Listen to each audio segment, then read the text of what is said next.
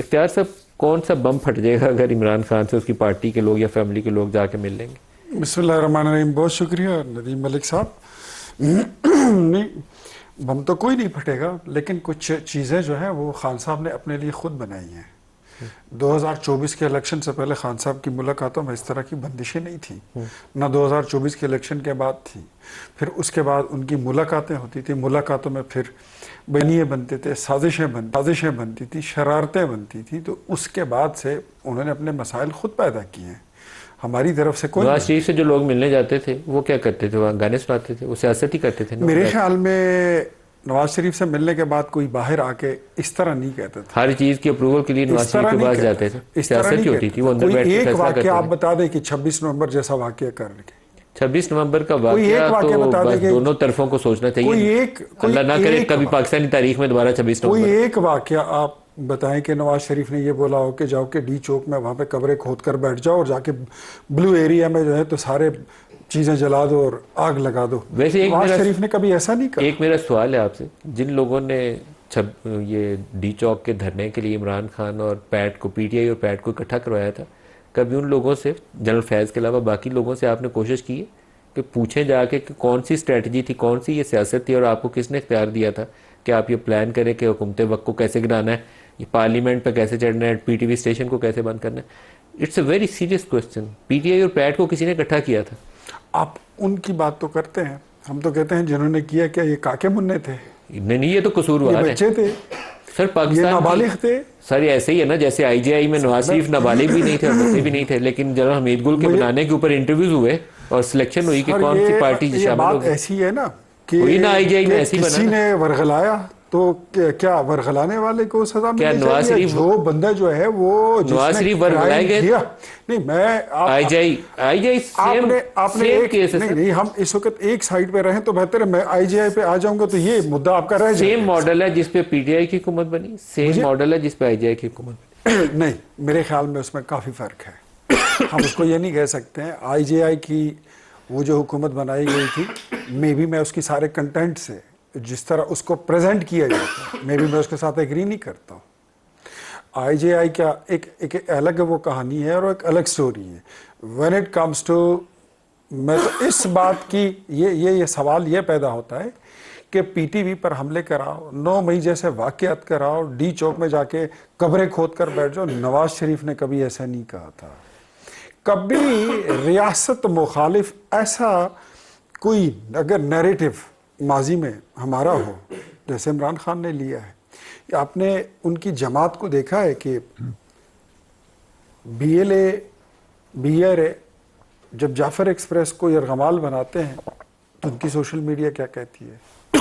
India का हमला होता है तो क्या उनका रिस्पांस होता है? तो there is a lot of an obvious difference between PTI and Muslim League Noon narrative. Political लोग पॉलिटिकली डील करते हैं, लेकिन पाकिस्तान तहरीक इंसाफ बदकिस्मती से पॉलिटिकल कुव्वत। Storming of the Supreme Court, मेरा इस वक्त गला बहुत अच्छा हो रहा है। Storming of the Supreme Court याद है आपको? सुप्रीम कोर्ट पे हमला किसने किया था? जिसने किया था सजा भुगत चुके हैं। किस पार्टी ने किया था? जिसने किया था वो सजा कौन सी भुगत पार्टी थी सर? एलियन पार्टी तो नहीं थी। मुस्लिम लीग नून के 2-3 लोगों पर इल्जाम था और सर शहबाज शरीफ साहब पंजाब हाउस में ऑर्गेनाइज करके, उनको सजा मिली, ऑर्गेनाइज करके पंजाब हाउस से मेरे ख्याल में जो लोगों सजा को काट इकट्ठा चुके हैं, करके लाए थे।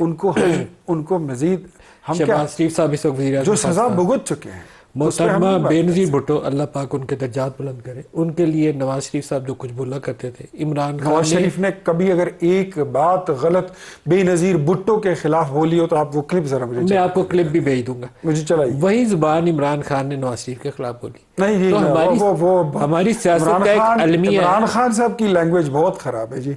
हमारी सियासत अगर का हम ये कहें कि नवाज शरीफ की और इमरान खान की लैंग्वेज एक जैसी है तो मेरे ख्याल में ये ज्यादती होगी। नवाज शरीफ ने इमरान खान को सिर्फ इतना ही रिस्पॉन्ड किया था कि मैंने बोला कि नवाज शरीफ साहब जो कुछ मोहतरमा बेनजीर भुट्टो के लिए कहा करते थे, नहीं वो आपको अगर सुनेंगे आप सुनिएगा। इख्तियार साहब, मैं बिलाल महबूब साहब मेरे बड़े अच्छे भाई हैं, लेकिन मैं ज़रा रिकॉर्ड को स्ट्रेट करने के लिए कि पाकिस्तान तहरीक इंसाफ की जो मूवमेंट थी धरने वाली, वो भी पुरअमन नहीं थी, वो भी पुरतशद्दुद थी। आपको वो यहाँ पे जो एसपी था जुनेजो, उसकी किस तरह मार कुटाई हुई थी वो भी आपको याद है। और उसके बाद जितनी बार इन्होंने डी चौक और इस्लामाबाद की कॉल दी है, बाकायदा इट्स एन ओपन, ये सीक्रेट तो है ही नहीं, वो क्लाशनकोफ हैं, बंदूकें, पिस्तौलें लहराते हुए आए हैं। और वो चीज़ें मैंने वक्त से पहले, जब वो प्लान था तो मैंने वो मीडिया के सामने रख दिया था। तो उन्होंने जब भी कोई मूवमेंट की है उसमें असलहा ज़रूर शामिल होता है। अगर आप सरकारी क्रेनें, वो लोकल बॉडीज़ की, लोकल गवर्नमेंट की गाड़ियाँ, क्रेनें, वो सारी चीज़ें इस्तेमाल करते हैं तो वो भी आपने गवर्नमेंट को आपने देखा। वापस किए अभी तक कि नहीं किए? मेरे ख्याल में कुछ हुई है, कुछ रहती हैं, लेकिन असलहा, Kalashnikov, M4, M16, 9mm pistol, 30 pistol, ये तो वो बाकायदा हाथ में ऐसे, और कह रहे थे कि हम आ रहे हैं। राना सनाउल्लाह, उस वक्त राना सनाउल्लाह, हम आ रहे हैं। फिर मोहसिन नकवी, हम आ रहे हैं। ये तो मतलब कोई ढकी छुपी बात ही नहीं। पहले चौधरी निसार थे, जब वो आपके परवेज खटक साहब वो धरना लेकर आए थे। हाँ, वो आप उस वक्त के बाद मैं ये PDM 1 और 2 की बात कर रहा हूँ। तो ये तो मतलब कोई ढकी छुपी बात नहीं है, इट्स एन ओपन सीक्रेट, ये खुली बात है। और तशद्दुद की सियासत जो हमारी सियासत से काफ़ी दूर चली गई थी, दोबारा पाकिस्तान तहरीक इंसाफ जो है वो तशद्दुद ले आई है। जो बात असल में उन्होंने की उसका तो आपने जवाब ही नहीं दिया। वो कहते हैं वज़ीर आज़म एक एम्पावर्ड किस्म का प्रोसेस जो है स्पीकर की क़यादत में या किसी और किसी की क़यादत में शुरू करें जो इस चीज़ को लेकर आगे चले। मैं आपको एक बात बताऊं, नदीम मलिक साहब, आप हमारे मुल्क के एक बड़े कोहनमश्क सहाफ़ी हैं। मुज़ाकरात की दावत होती है, फिर उसके बाद मेज़ होती है, उस पर बैठना होता है। फरमाइशें जो है वो बाद में होती हैं, शराइत जो है वो बाद में होती है, जो एजेंडा होता है वो बनाकर आए, पहले बैठे तो सही। प्राइम मिनिस्टर ने कह दिया, स्पीकर ने कह दिया। PTI को फौरन एम्ब्रेस करते हुए, इस चीज़ को एक्सेप्ट करते हुए मेज़ पे आना चाहिए। लेकिन जब वो बहुत कमज़ोर विकेट पे हैं, PTI वाले डिवाइडेड है। यही होता है जब नून लीग की नवाज शरीफ को अंदर बंद करते हैं तो नीचे 6 ग्रुप बन जाते हैं। इस वक्त PTI के अंदर 75 ग्रुप है। मैं यही आपको कह रहा हूं, और उनको इजाजत चाहिए इमरान खान से मोहर लगवाने के लिए। आप मिलने ही नहीं देते उन्हें। बैरिस्टर गोहर चेयरमैन है, नहीं, बैरिस्टर गोहर में हिम्मत ही नहीं है आपसे खुद बात करने इमरान की मंजूरी के, लेकिन वो नहीं आ सकते। वो अलीमा खान से डरते हैं। सलमान अकरम राजा जनरल सेक्रेटरी है, लेकिन वो नहीं आ सकते।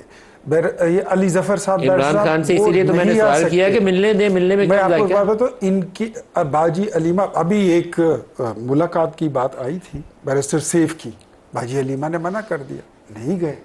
तो इनके अपने हाउस जो है वो इन ऑर्डर है नहीं, तो बात ये खुद नहीं करना चाहते। हमारी तरफ से ऑफर वैलिड है। बुशरा बीबी से उनकी फैमिली की आज मुलाकात हुई है। आप तो मुलाकात की और मुज़ाकरात की बात करते हैं, हमारी तरफ से आप मेन्यू भी डिसाइड कर लें, वेन्यू भी डिसाइड कर लें, we are ready.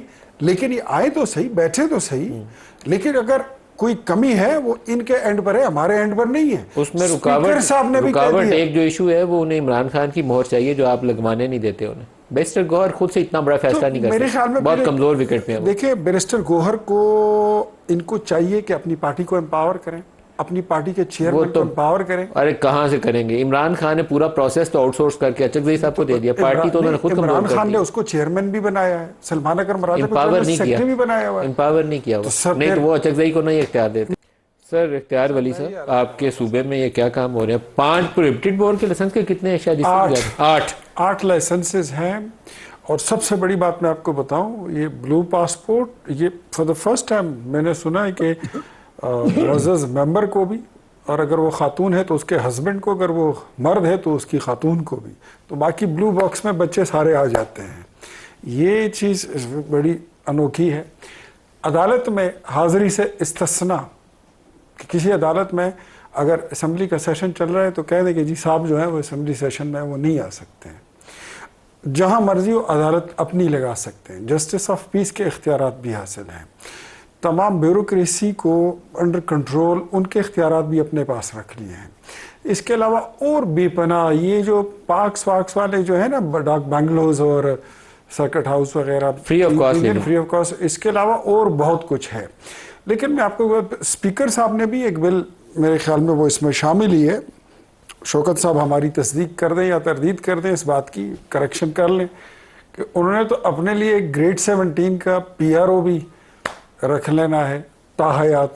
Deputy speaker ने भी खानसामे भी ले लेने हैं गाड़ियाँ जो उनके ज़ेर इस्तेमाल हैं वो भी ले लेनी है, और बड़े नायब कासत और ड्राइवर वगैरह वो भी रख लेने हैं ताहयात। इस तरह का एक बिल और भी है सर। सदर पाकिस्तान के लिए ताहयात इस्ना है किसी भी जुर्म से, तो वो माशाल्लाह फिर सर तो 25 करोड़ लोग ही पाकिस्तान में रह गए मारने के लिए। थोड़ी सी चीज वो पंजाब में हमने सीसीडी इस वालों को बोला हुआ है कि जिसको दिल आए ना सड़क पे जाते हुए वो गोली मार के मार दो, तो वो अच्छा कानून है। फिर 25 करोड़ लोगों को मारो, मैं आपको बाकी सारे ताहयात इस्ना पे। इसमें एक चीज बस सिर्फ इतनी रह गई, आखिरी एक जुमला ये भी डाल लेते कि ये जहां से गुजरे जहां पर आए तो ये भी ऐलान कर दिया जाए कि माबदौलत मुगल बादशाह सानी आखिरी बादशाह बहादुर शाह जफर साहब और सहेल अफरीदी साहब आ रहे हैं तो कोरनश में जा लाइए, शौकत की शान में जो है काफी तो खड़े हो है। आप करें या कोई और करे, लेकिन काफी अनफेयर है। हमारे ये मरकज में स्पीकर साहब ने अपनी तनख्वाह में 6 गुना इजाफा कर लिया था, तो उनका नाम कोई अच्छे लफ्जों में तस्करा नहीं था हुआ।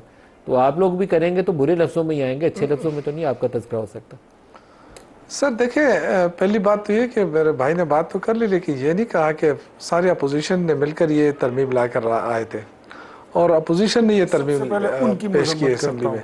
देखिए जहाँ तक तनख्वाह, सबसे पहले जहाँ तनख्वाह की बात है, क्या होता है बोले नून लीग की मदद करता हूँ। जहाँ तक वो 2-3 लोग जो नहीं शामिल नून लीग के ही हैं, मैं उनको छोड़ के जो मेरी पार्टी के लोग शामिल हैं मैं उनकी भी मजम्मत करता हूँ। आप नून लीग और पीपल्स पार्टी का नाम लेके बोले मजम्मत करता हूँ। मैं दोनों की करता हूँ, दोनों और उनकी की बजाय नाम बोले ना उनका, बोले मैं नून लीग और पीपल्स पार्टी की मजम्मत करता हूँ। मेरी जमात का है, मैं उनका कह रहा हूँ। एक और मलिक साहब, एक चीज और की भी मजम्मत कर लेना, जो 11 अरब का जहाज खरीदा है एक ऐसे वक्त पे ऊपर जहां हमारी मईशत की ग्रोथ जो है वो रुक गई है, आगे बढ़ ही नहीं रहे जहाज जो है और हम लोगों को 1 रुपए की रिलीफ नहीं दे पा रहे हैं। खड़ा है वो, हमको घर में तो नहीं लेकर गए हैं। 1 मिनट, ये तो चीजें घरों में जा रही हैं। कोई भी क्या, एक मिनट देखें मेरे बात सुने। ये जो है ना, जो चीज़ गलत है वो गलत है।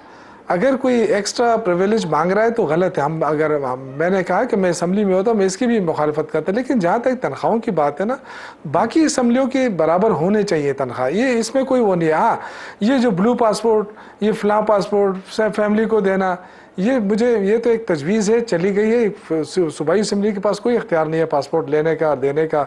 ये वफाक को एक तजवीज़, कितनी करारदादें पेश हुई हैं, बेतहाशा करारदादें पास हो चुकी हैं, लेकिन वो जरूरी नहीं है कि उसको इम्प्लीमेंट भी हो।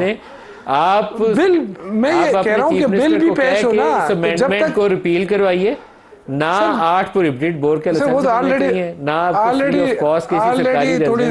जब आपके प्रोग्राम में आ रहा था, जब आपके प्रोग्राम में आ रहा था तो उस खबर आ गई थी कि चीफ मिनिस्टर ने अप्रोच किया स्पीकर असम्बली से और वजीर कानून से भी कहा कि बैठ के इन चीज़ों को रिवाइज कर, इसके रिव्यू करें, और वो हो रहा है। देखिए जो चीज़ गलत होगी वो हम इंशाल्लाह ताला उसकी कभी हिमायत नहीं करेंगे। लेकिन आप क्या कह रहे हैं कि आप इस बिल को रिपील कर रहे हैं, आप इस बिल को रिपील कर रहे हैं, अनाउंस करें। मैं खबर चाहता हूं कि शौकत यूसुफ से देखें, जहाँ तक तनख्वाह की बात है सर, तनख्वाह की बात है, मैं उसकी मुखालफत चलो तनख्वाह को छोड़ दें, जरूरत है तनख्वाह के अलावा बाकी चीजें आप रिपील कर रहे हैं।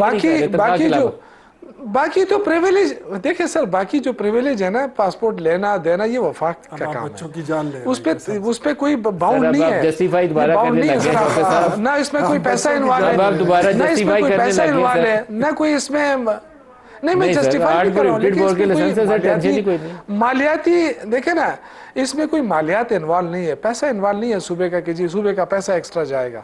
असल मसला ये है कि जो वफाक ही फैसला करेगा ना सर, माले मुफ्त दिले बेरहम सर, वो सारे सूबे हमारे यही कर रहे हैं सर। पंजाब ने 11 अरब का जहाज खरीद लिया, आप असला के लाइसेंस लें, सरकारी रहायशगाहों में फ्री में रहें, पासपोर्ट ताहियात मिले। सदर पाकिस्तान को किसी मलिक साहब इस वक्त जो सूबे के तो पाकिस्तान में 25 करोड़ लोगों को सीसीडी के हवाले करें, आप लोग मजे करें सर, सब हुकूमत करें, नून लीग वाले भी और आप पीटीआई वाले भी। देखिए प्रोग्राम का वक्त खत्म हो गया। शौकत यूसुफ साहब, इख्तियार साहब, सबका शुक्रिया।